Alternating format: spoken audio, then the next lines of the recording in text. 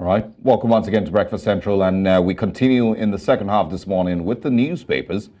Share with you the major stories making headlines. We're going to start on the Daily Trust newspaper. As you can see, it's splashed on your screen. Farmers, varsity students abducted in Borno and Katsina. It seems that in the last few weeks, it doesn't seem to be making a lot of the national conversations, but we've seen an increase in reports of kidnappings, abductions in certain parts of Nigeria, northern Nigeria, to be precise.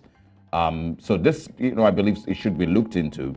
Save Taraba from bandits. Governor begs army chief, reps task army and police to deploy personnel to Katsina. Senate confirms ministerial nominee who collapsed during screening and two others. And also, Mohbad, Naramali, Larry remanded as police declare childhood friend wanted.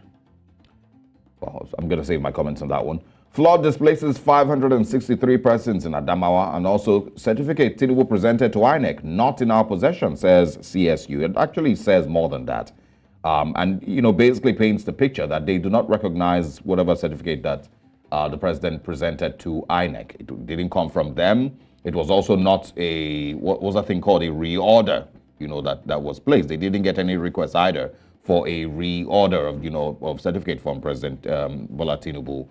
There's also still the controversy that is hanging. We're lucky we're going to be having a conversation this morning. There's still the controversy hanging as to who exactly, because that's one thing that is still not clear. From the deposition yesterday, they did admit that a Bola A. Tinubu, was their student from 1977 to 1979.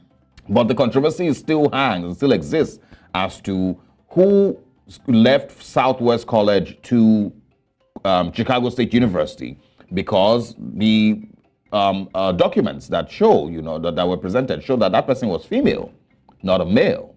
And so that one is still yet to be unraveled and still yet to be uncovered. Yes, I agree with the whole, it might have been a typographical error, some of all of that, but it's still stuff that will be, spoken about for a long time. And then even talking about I think the logo on the certificate, they say that the logo that he presented is quite different from the one that was presented at the time of his graduation. Yeah, so I think it's already that's already been settled from the deposition, that they didn't give him that certificate. It was, they don't know where he got that particular certificate from. The whole argument about third-party, request for certificate has also been shot, down, because the argument, that, friends of the president, supporters of the president, put out was that, you don't have to get a, certificate from the university. You can get it from third-party vendors, which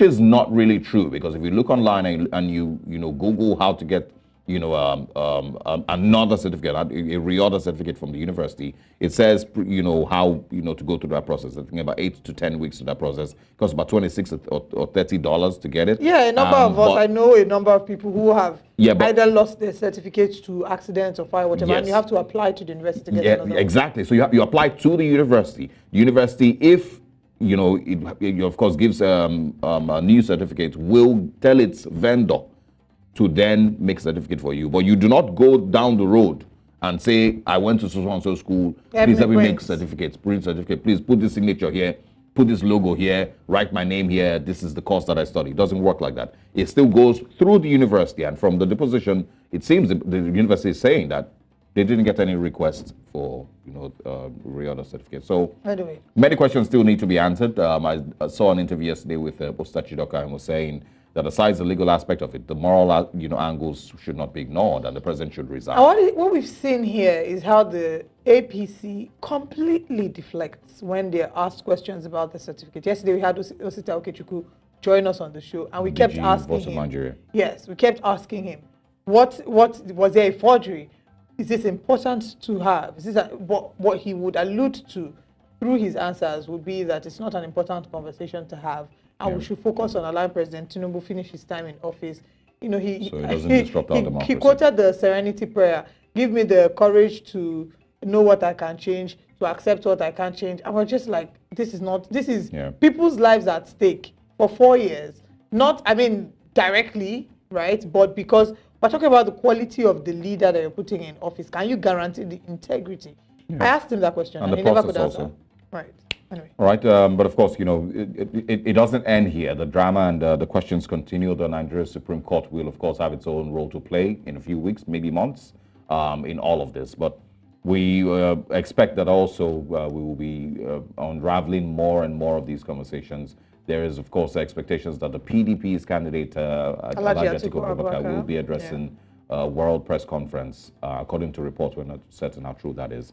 But also on the Daily Trust this morning, just a few other stories to quickly share with you. It says here, hazy weather unsettles drivers, asthmatic patients in Maiduguri. Niger records 53 deaths from 6 boat mishaps in 1 month. And also e-ticketing delay threatens 22 billion naira revenue on Lagos-Ibadan Itakpe trains. These are the major stories on the Daily Trust. All right, let's move away from the Daily Trust newspaper to the Punch. Let's punch with the Punch. Big story is talking about the economic crisis. States borrow 46 billion naira from banks to pay salaries. Access Fidelity Zenith lends states 46 billion naira in 6 months as governors battle poor internally generated revenue. Fiscal Responsibility Commission issues guidelines to banks on lending to states, MDAs. Judgments based on constitution, not public opinion. CGN is warning you people already that regardless of how you feel, better don't think that it's by your feelings. It is based on the constitution, not public opinion. Anyway, 5 Katsina Varsity students kidnapped, police nab informant. Teacher's car crushes pupil to death in Lagos school. This is a very disheartening story. How did this even happen? I'm sure we have the details on page 4 and 5. I really don't even know what to say about this. Ministerial nominee faints. Journalist dies in National Assembly shuttle. Did you hear about the journalist dying? Yeah, I saw that. I think a Tribune journalist. Oh, that's really sad. Chicago Varsity vindicates Tinubu. Presidency insists. Atiku files documents today. So yes, we're still having conflicting reports because presidency is insisting that Chicago Varsity is vindicating them. But today, would have the official documents being filed. Federal government to convert 10 million PMS vehicles to CNG. And the final story, Naira among Africa's worst currencies falls by 40% according to World Bank. Just December last year, I believe, we're talking about Ghana being among the worst currencies. Now Naira is sitting comfortably on that table. How are we even going to get out of that? Well, they're telling us to focus on allowing the president get us out of such complicated situations as opposed to questioning the integrity of his certificate. Well, that's all that we can take on the Punch newspaper this morning. Let's head over to the next story. Well, and just, to also speak on the federal government converting 10 million PMS vehicles to CNG, I think there's also stories that gas is currently selling for 12,500 naira for a 12.5 kg cylinder. I think that's, roughly about 1,000 naira per kilogram. I don't know if, it will be the same thing with CNG when they eventually convert. So good luck to everyone who might be taking that route. All right, the Guardian newspapers comes up next. It says right there, crisis looms in varsities over mass exodus of lecturers.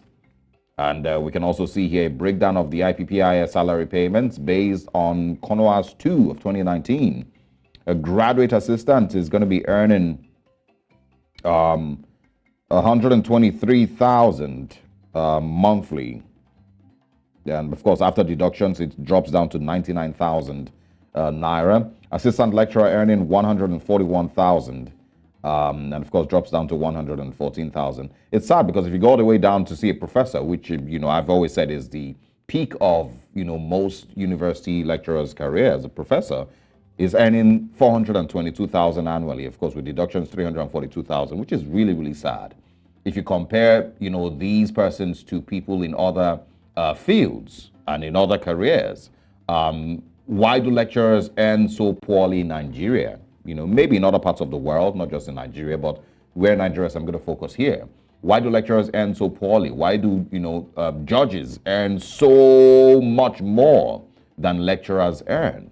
Why do doctors, reasonably, also earn, a whole lot more than professors earn? Do they really earn a whole lot more? Doctors are not really very well paid. Okay, well, maybe not.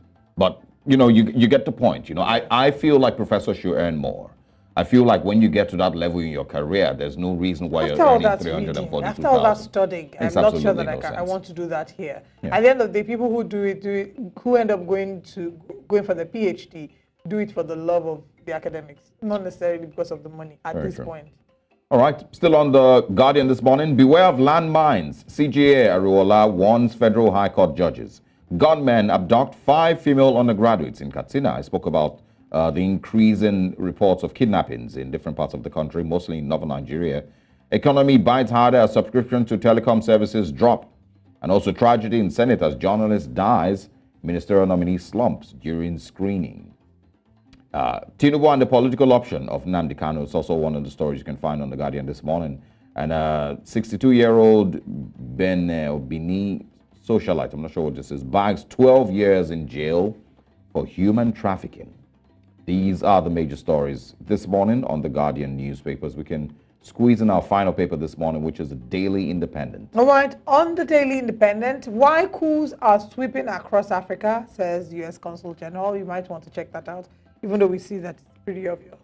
Customs invites Arik Air over cannibalization of 3 aircraft. An interesting heading there.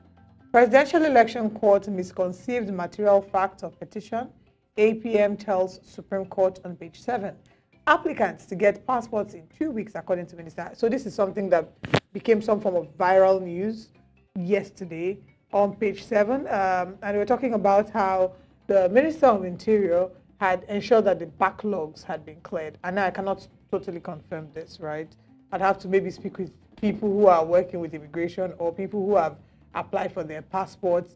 But if confirmed, I think it's amazing. What we now need to ask ourselves is, what did he do now that couldn't be done before? All the while, right? All the while that when you go to do your capturing, they tell you, yeah, we don't have booklet, so come next week. You go next week. We don't have booklet. We don't have booklet. Oh, we can't validate your NIN. System is down. Yeah. Oh, come for your capturing another day. What did he do differently to show that he's working now? That hasn't been done all these years, right? And how do we ensure that we don't get back there? Because in other organized countries, you don't have to pay an arm and a leg. It's even, they don't have black market passports, because if you're waiting for the regular route, you will wait and wait and wait. So people now pay much more to expedite the process of getting their passport, which doesn't make sense. Very true. And if you go to the office, you're going to pay at least, 100 or 150% or maybe 200% more than the official price. Typically it should be like 45,000 naira, I think. I don't think it's that high, because but now it's 250K. So when I got my very first passport in 2013 or 2014, I don't remember now, or 2015. I honestly don't remember. The website, the cost on the website was 13,000. No, I think it's about 19,000. It was 13,000. But when you go to the immigration office itself, you pay more. I paid about 48,000. And now, if you want to get it in 2 weeks, you pay more. In fact, there's another one they tell you that, to track the journey of your passport, you have to pay extra. Just really ridiculous. CGN reads the Riot Act to Sun, 22 new judges, FHC judges. That's Federal High Court. Senate confirms Balarabe and 2 other ministerial nominees on page 7. Naiti clarifies on remitted $15 billion and 200 billion naira into Federation account. 5 female food mass students abducted in Katsina. IOC's divestment shows indigenous firms have come of age, according to NCDMB. 2 more stories to go. We're focused on development, not Tinubu's academic records, according to Minister. That seems to be the script the APC is reading right now. Final story, Senate probes alleged killing of Nigerians in Ethiopia. And we're hoping that we can get proper clarification as to the alleged killing of Nigerians. I really do hope that that's not a true story. Yeah. But that's all that we can take this morning on the newspapers. We'll go on a break.